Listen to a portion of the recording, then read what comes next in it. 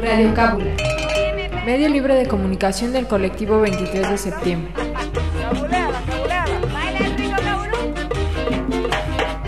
Esta noche, cabuleando. ¿Qué trampa, bandita? ¿Todo bien? Vamos a iniciar esta novena cábula externando un agradecimiento a los compañeros que hicieron posible el evento del pasado miércoles 23 de septiembre en Zacatenco, en el edificio 5, a lo que le llamamos Feria Politécnica, que pues bueno, aunque estuvo morrilla, fue significativo, ¿no? Para no echar al olvido nuevamente esta fecha tan importante para el instituto. La intención de esta feria es que a través de la apertura de este espacio todos ustedes puedan exponer sus expresiones culturales, académicas, deportivas, económicas y políticas, todas las actividades que llevan a cabo, que bueno, las expongan aquí en esta muestra. Ya se ha intentado otros años así, vamos a seguirlo intentando. Ojalá en un futuro se pueda consolidar como ya una tradición, un espacio que año con año los compas toman para hacer esta muestra y que sin embargo, bueno, todos los días del año se siguen llevando a cabo sus actividades. Hasta ahí el saludo y el agradecimiento a toda la banda que lo hizo posible. Y bueno, esta cábula la vamos a dedicar a hablar acerca del significado que tuvo el movimiento de 1968 para el Politécnico específicamente. Como en la anterior cábula mencionamos, no se trata el movimiento de 68 únicamente de los sucesos del 2 de octubre en Tlatelolco. En realidad esto fue como su expresión más violenta, la represión más sanguinaria que tuvo el gobierno contra los compañeros. Sin embargo, tuvo sus antecedentes mucho más complejos y tuvo sus consecuencias, que es más o menos de lo que vamos a hablar ahorita. Esto es con el afán también de que no se vea nada más 68 como 2 de octubre. Y pues casi siempre la banda tiende a verlo así, ¿no? Y ahí el día que participo en una marcha es el 2 de octubre. Fuera de eso, ninguna otra marcha me interesa, ninguna otra movilización.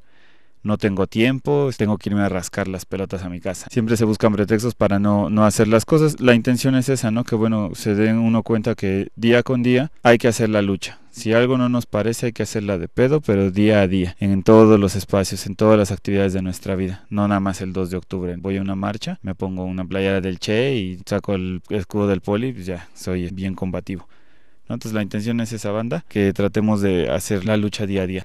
Entonces, bueno, ya entrados en materia, hay que mencionar que 1968 fue un año en el que coincidieron varias cuestiones que lo hicieron un cóctel explosivo internacional, nacional e institucional. Vamos a ahondar en el institucional, aunque hay que presentar un poco el contexto de 1968, que en el panorama internacional teníamos la Guerra Fría, ¿no? Que se trata del combate sin armas, entre comillas, o bueno, no armado, la lucha no armada entre los bloques del capitalismo, el llamado mundo libre, y del socialismo, que fue lo que se le conoció como el segundo mundo. Por eso hay primer mundo y ahora tercer mundo, ¿no? Ya no hay el segundo mundo.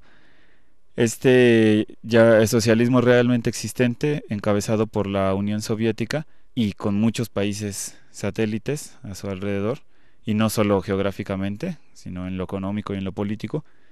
Y bueno, el otro bloque del mundo, del llamado mundo libre o primer mundo, y más bien se trataba del capitalismo occidental, encabezado por los Estados Unidos. Estos dos países como los grandes triunfadores de la Segunda Guerra Mundial. Entonces, bueno, esta Guerra Fría le permitían a gobiernos de uno y de otro bloque cometer toda clase de atropellos contra los movimientos independientes.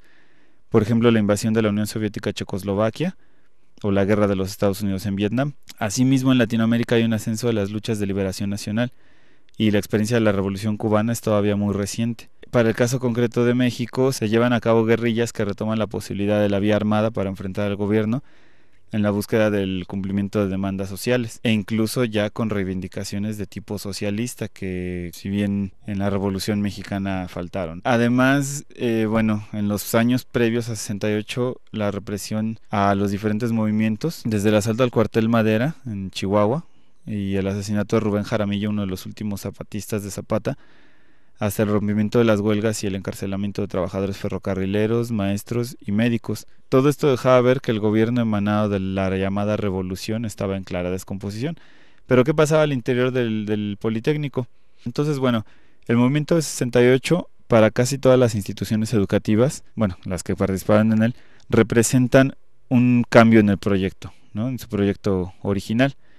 pero mientras en escuelas o en instituciones como la UNAM o la ENA, estos cambios son hasta cierto punto benéficos, muy benéficos, dado que se democratizan sus estructuras de gobierno, se introduce el marxismo como materia en los planes y programas de estudio y se popularizan en general, es decir, acceden ya a sus aulas más compañeros de las clases trabajadoras. Bueno, de la ENA desde siempre ha sido así, ¿no? Pero en la UNAM no, es precisamente hasta después del momento 68 que la universidad se populariza.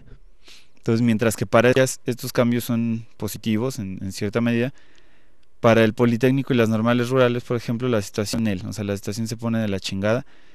Existe mucha represión, se va institucionalizando la represión a través de reglamentos, de cuerpos creados al interior ya de cuerpos represivos, creados al interior de las organizaciones o de las instituciones para desmadrarlos, y se cambia la orientación de sus proyectos hacia la derecha, ¿no? Siendo que originalmente son hacia la izquierda o hacia abajo, más bien viendo hacia la clase trabajadora.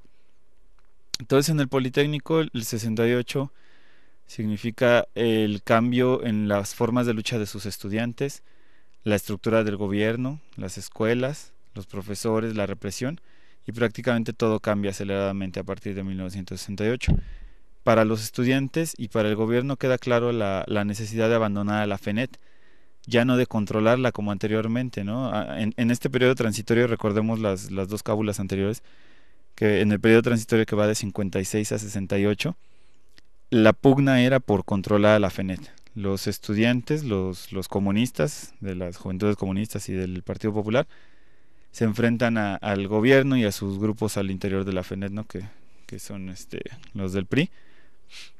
Se enfrentan por controlar a la FENET, pero en 1968 queda claro que no tiene absolutamente ningún caso más seguir tratando de controlar un dinosaurio lento, torpe, desprestigiado, ¿no? Entonces es momento para el gobierno de crear nuevas organizaciones, ya completamente bajo su control desde un principio, y abandonan esta onda de la FENET, no completamente, puesto que hasta la fecha hay grupos porriles que se reivindican como parte de la FENET, que en su momento, insisto, no hay que dejar de reconocer, en los años 40 y 50, desde los 30, pues fue la organización democrática de los estudiantes del Politécnico, ¿no? Una organización de izquierda que permite el avance del instituto. Pero bueno, ya para los 60 cambió la cosa, y no se diga para lo posterior, ¿no? Para los 70 y demás. Un caso emblemático para la definición de estas pugnas internas en el Politécnico es la llamada Batalla de Santo Tomás, ¿no? Bueno, la que hemos dado por llamar. Así, la Batalla de Santo Tomás no se trata más que de la noche del 23 de septiembre de 1968, en donde las fuerzas represivas y los estudiantes se enfrentan ya violentamente, ya no solo en un plano político, ¿no? De movilizaciones, de peticiones, de respuestas, ese tipo de cosas, sino ya a los putazos. Y finalmente es triste reconocer, ¿no? Pero la definición se da hacia la derecha, dado que ganan las fuerzas represivas, digo, porque finalmente tomaron el casco, ¿no? Y lo devolvieron hasta después de los Juegos Olímpicos.